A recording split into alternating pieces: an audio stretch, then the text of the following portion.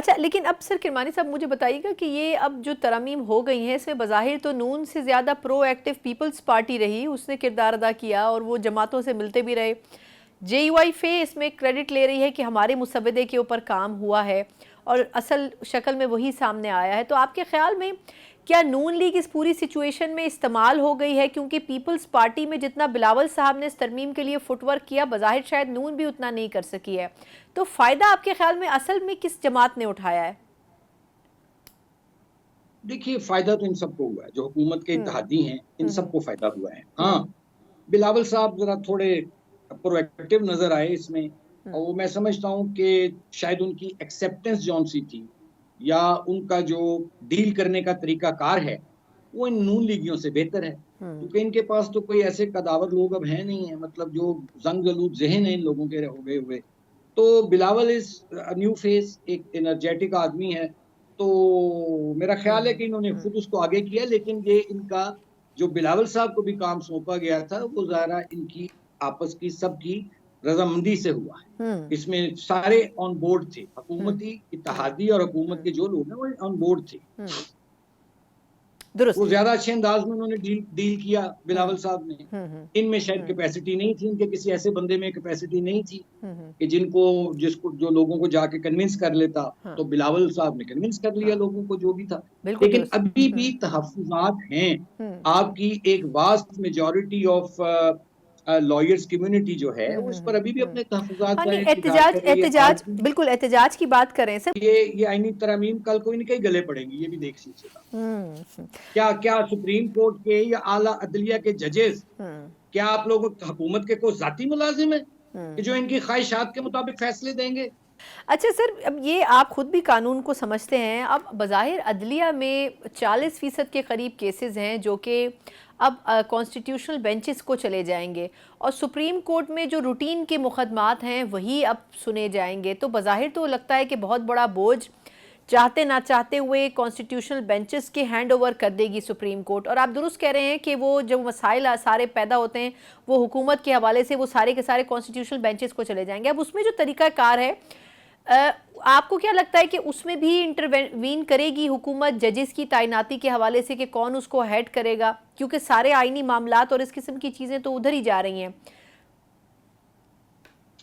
इनका सना बीबी, ये जो इन्होंने तरामीम की हैं, हम्म। इसका मकसद ही है कि हम्म। इनकी ये मेलाफाइडी इंटेंशंस हैं। ये मैंने तो पहले अर्ज़ कर दिया कि ये चाहते हैं अपने इक़्तिदार को तूल देने के लिए, इक़्तिदार को दवाम बख्शने के लिए, कि अपनी अदलिया, अपनी मर्ज़ी के जजेस हों, अपनी मर्ज़ी के फ़ैसले हों। लेकिन ऐसा होता नहीं होता। माज़ी में कभी ऐसा हुआ नहीं है। अगर माज़ी में अपनी अदलिया और अपने फ़ैसले का जो जो ख़्वाहिश है, अगर हम्म। वो पूरी होती, तो फिर यहाँ ना ज़ियाउल हक साहब तशरीफ़ लाते, हम्म। ना यहाँ परवेज़ मुशर्रफ साहब तशरीफ़ लाते, फिर यहाँ जमहूरियत पनप रही होती। हम्म। ये एक डंग टपाऊ किस्म के अरेंजमेंट्स होते हैं, वक़्ती अरेंजमेंट, जिससे आप अपनी दिल को तसल्ली दे देते हैं। आपका खौफ अगर है किसी से, तो वो खौफ में शायद वक़्ती तौर पर कमी आ जाती हो। लेकिन इस तरह इदारे को डिवाइड किया गया है। मैं समझता हूँ कि बजाय इदारों को स्ट्रेंथन करने के, इदारों को मज़बूत करने के, हम्म। आप इदारों को तक़सीम दर तक़सीम कर दिए। तो उसके लिए मैं नहीं समझता इसमें कोई, इनको इन द लॉन्ग रन आगे हम्म। चलकर कोई इसमें फ़ायदा होगा। और ये आईनी तरमीम कल को इनके ही गले पड़ेंगी, ये भी देख लीजिएगा। हम्म। क्या क्या सुप्रीम कोर्ट के या आला अदलिया के जजेस, हम्म। क्या आप लोग हुकूमत के कोई ज़ाती मुलाज़िम हैं कि हम्म। जो इनकी ख्वाहिशात के मुताबिक फैसले देंगे?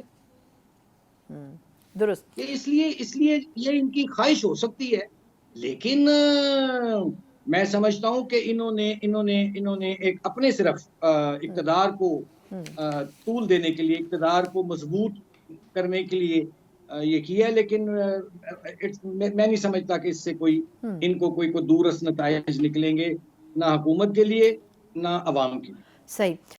गवर्नमेंट और इत्तेहादी दोनों का ये मौक़िफ़ है कि हम अभी मज़ीद भी आईनी तरमीम लेके आएंगे। जिस तरह मिलिट्री कोर्ट्स में 9 मई के ट्रायल के हवाले से बात की गई थी, लेकिन बाद में वो शिक निकाल दी गई थी इन तरमीम में। तो आपके ख़्याल में अभी मज़ीद तरमीम की एक्सरसाइज या इस किस्म की कोई एक्टिविटी करने की मुतहम्मिल हो सकती है हुकूमत भी और ये सियासी माहौल भी? देखें, इनसे कुछ भी तवक्को आप कर सकते हम्म।